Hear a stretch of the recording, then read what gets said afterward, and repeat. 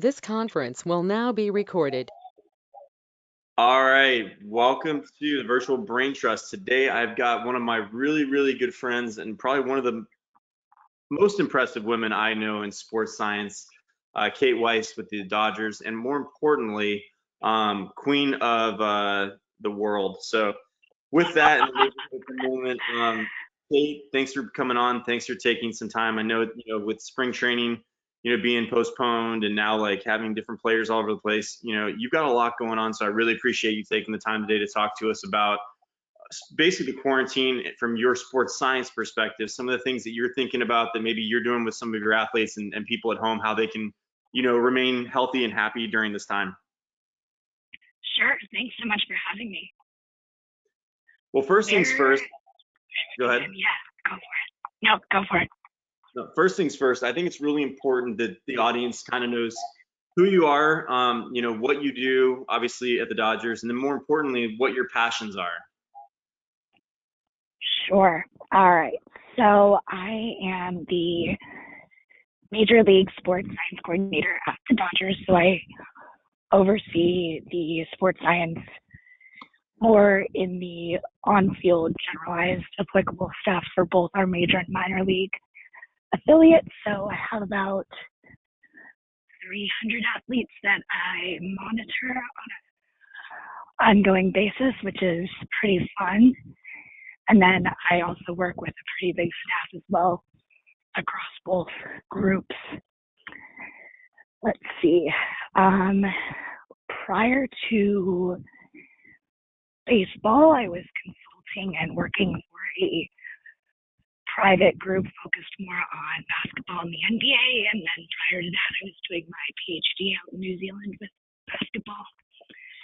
And now I'm back in LA, which has been really nice.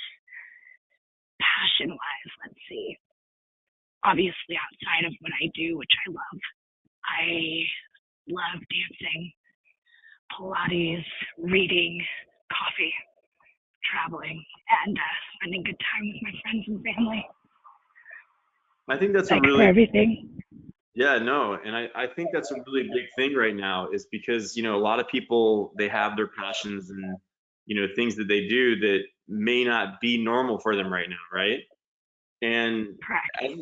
as a sports scientist and, working in the big leagues and obviously, you're humbled because you've done so much, especially from New Zealand when you did your, doctoral program all the way to now.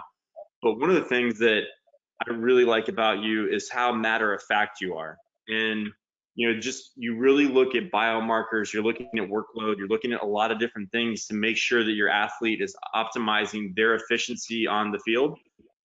How can you translate that to our audience right now at home who may not, be in their normal routine? Like, what are some of the things that you think are really key components right now to staying healthy, happy, and performing while you're in quarantine? Of course. So I'm actually really lucky. We have a really good group, staff-wise.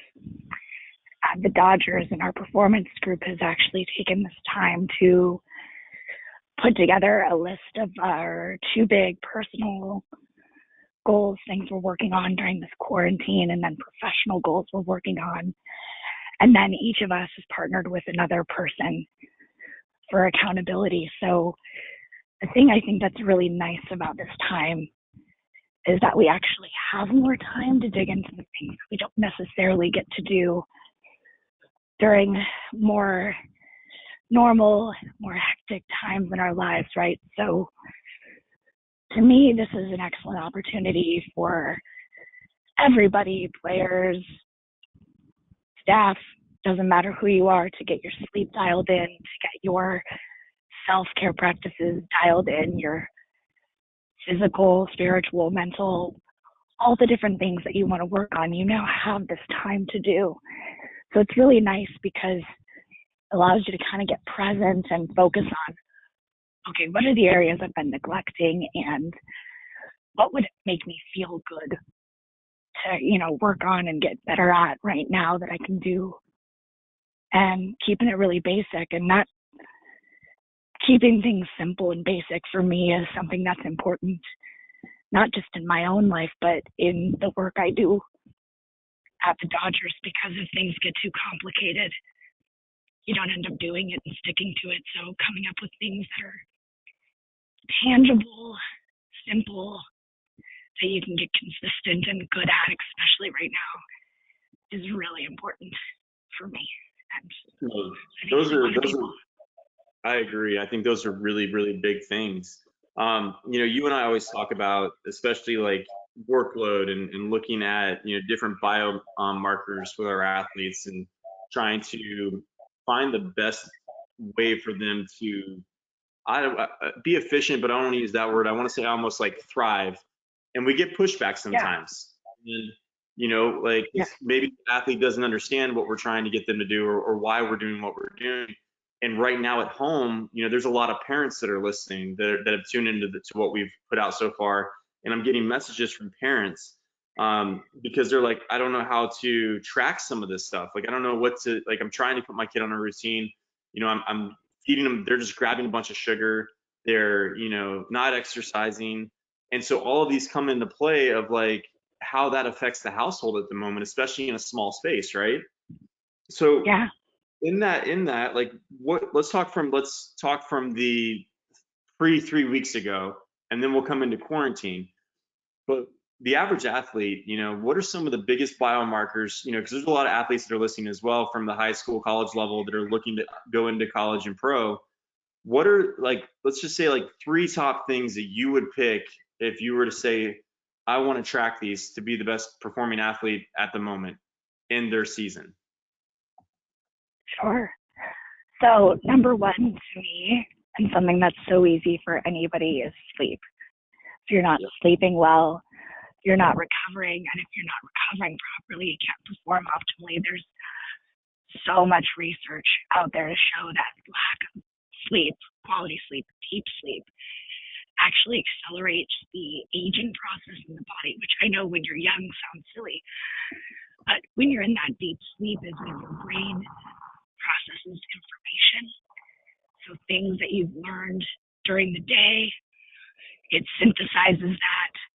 It gets rid of metabolic waste and drains it through the lymphatic system. That's also when you have your tissue repair. So if you are training, that's when your body is repairing the damage that's been done. So you have a spike in growth hormone.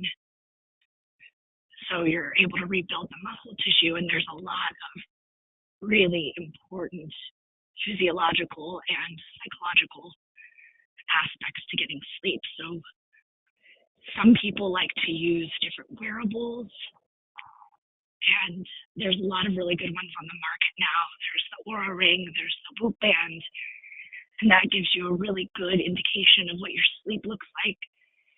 And then from there, you can kind of dial in your sleep routine. If you have trouble waking up in the middle of the night, you can kind of troubleshoot.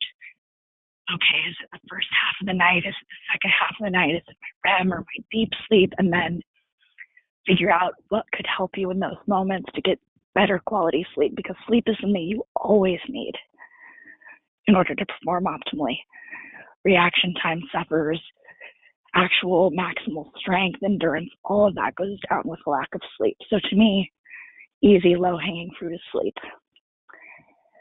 Let's see, nutritionally, that's another easy one that you can track pretty like straightforward, cheaply, inexpensively, whatever you want to say. But eating good quality food, enough food, and enough to sustain your activity is so important. Relying on stimulants like caffeine impacts your sleep, impacts your body's ability to absorb certain nutrients. So again, kind of starting to dial in your nutrition and using something simple like a MyFitnessPal, which is a free app, or something like that, can be another really great way to optimize performance, recovery, all of that. And then let's see.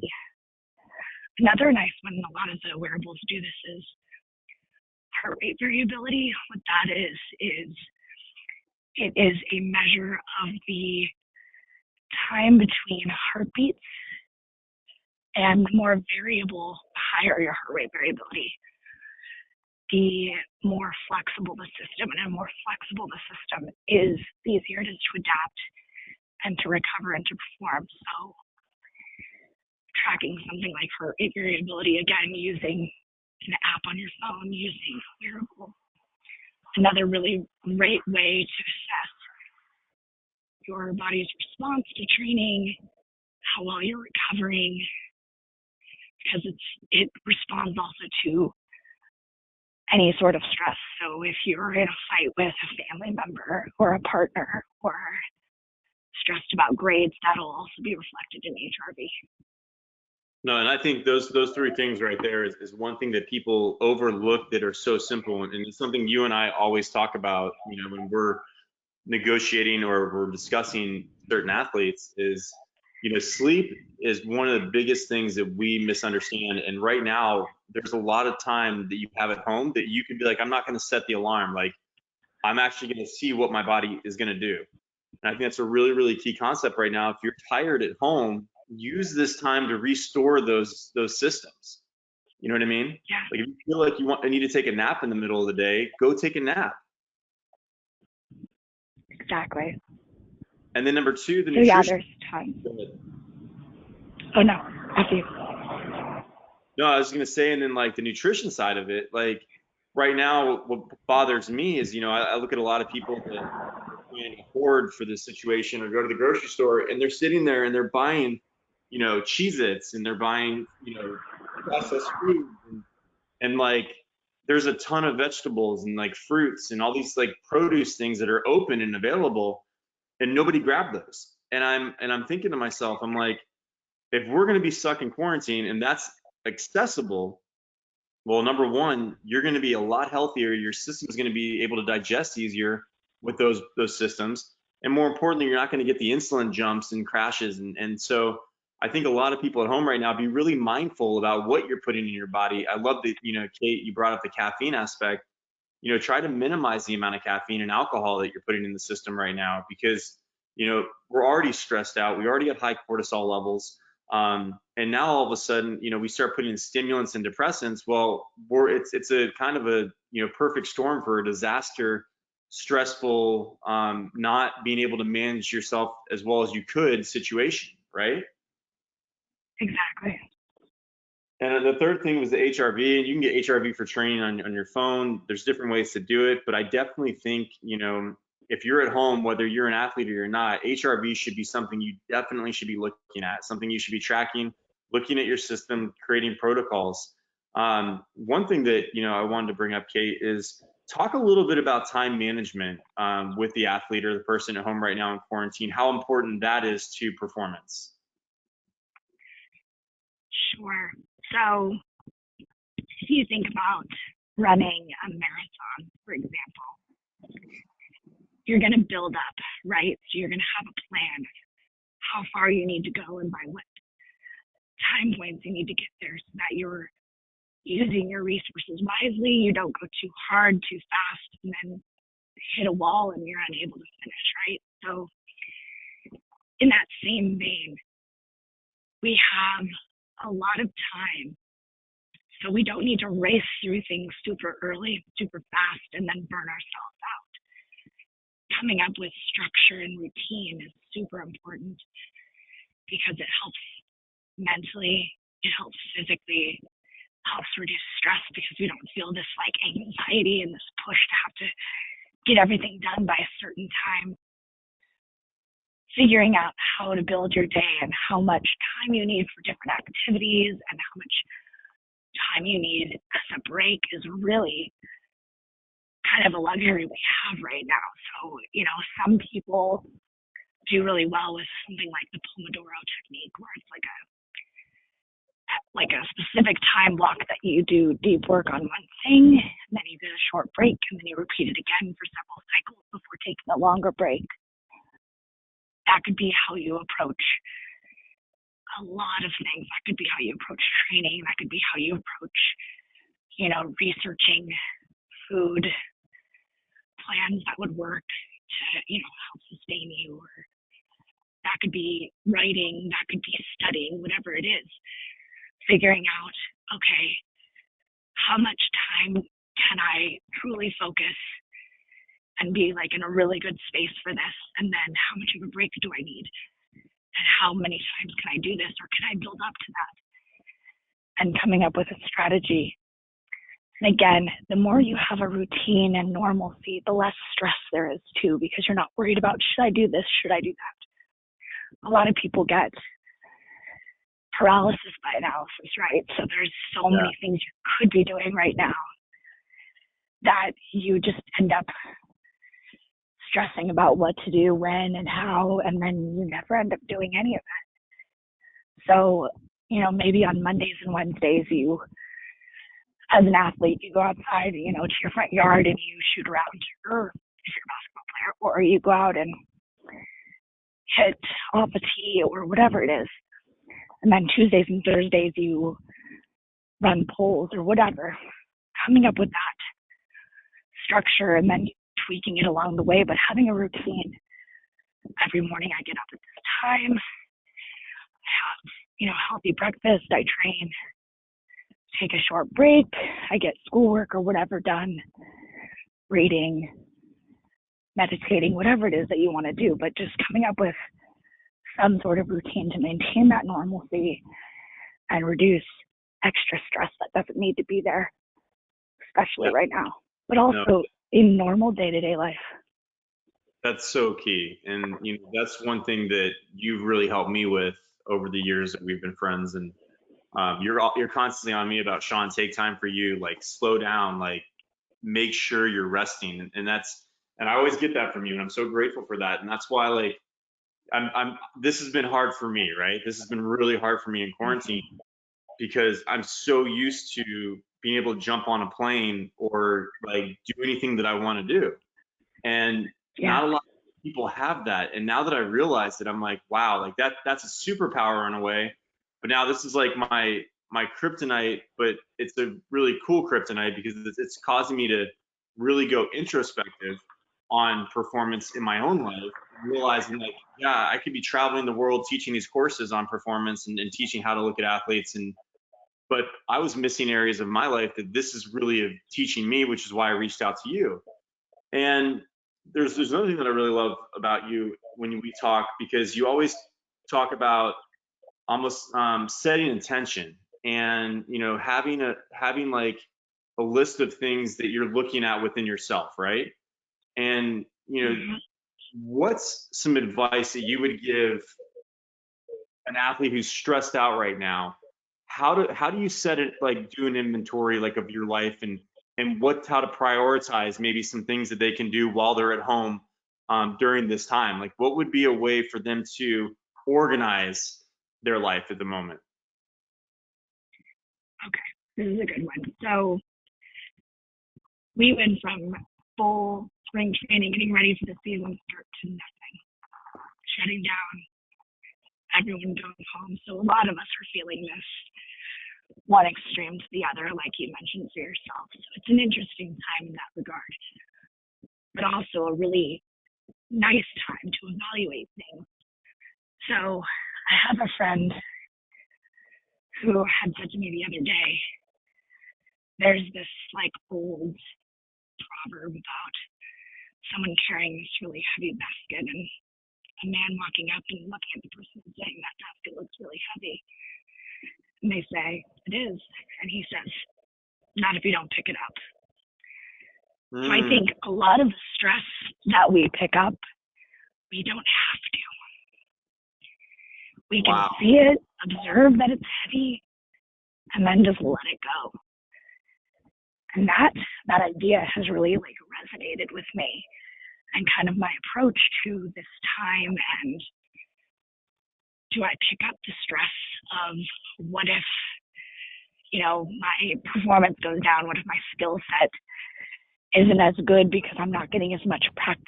But I think, and especially in baseball where routine is so big, I think sometimes we do things because that's just how we always do it. It's not necessarily because that's the best way. So I think taking time to figure out what are the big rocks, the big things that are really important to me that I want to continue to maintain, and what do I know works? What do I think might work that I want to try? And what do I know doesn't work? And let that stuff go. You don't need to carry everything. Yeah. There's so many people that do all these different things, and it takes forever. And you don't need to. And it's a lot. And then you become stressed when you can't do it all. Like now, a lot of things we can't do. But that doesn't mean that because we can't do them that it's not good enough or we're not good enough or something's going to suffer. It just means that we need to figure out, like, what is it that I'm really trying to do and what are the options I have right now? What can I try? Mm-hmm. This is like a very small amount of time that we have this ability to try things without it really impacting anything. You have things that work. You can always go back to what you've done before. But right now you also have the time to see, okay, if my major goal is, to be able to see pitches better, can I watch videos? Can I play, MLB The Show? Whatever is going to help you recognize pitches that you can practice that maybe isn't normally what you would do, but it's an option you have right now. Yeah. So that would be my suggestion, and that doesn't have to just be baseball. That could be anything. Totally. And that's the key, right? Like sports science isn't just sports. What I love about sports science is we get to work with some of the most amazing elite people in human physiology, and we bring that data back to the everyday human being. And you know what I mean? And so like it blows my mind when people are like, hey, I hate sports. I'm like, well, you realize that sports and the military probably drive 90% of the stuff that you need to do in your life. And so, to me, this is a really good time for people to really reevaluate and get a baseline of where they are, because when are we ever going to get given time? Like people are like, oh man, I'm not making money right now. I'm not working. I'm like, but if you really use this time wisely, this is probably the biggest investment you'll ever get, where you're not going to be looked down upon for resting, for taking care of yourself, for loving yourself, for going after a new passion or going after an existing passion. This is the time to like double down on that. There's so many courses that are for free right now that like I've never seen some of these people like Grant Cardone giving away his stuff for an entire month for 30 days for free.